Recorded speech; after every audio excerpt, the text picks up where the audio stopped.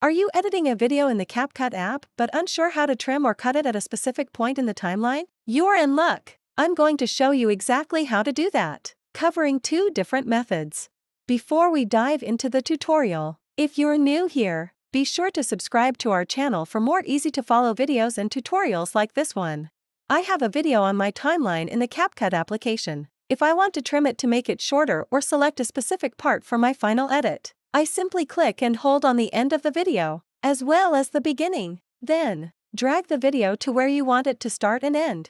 If you find it challenging to select your desired section by trimming, there's a quick keyboard command to cut it instead. Position the playhead, that little line, at the start point of where you want your video to begin, and then press the split key here. This will create a cut in your video, allowing you to delete the unwanted sections easily. Next, you select the end point of where you want to end, then press the split key one more time. Finally, you select the unwanted video part, and tab on the delete button.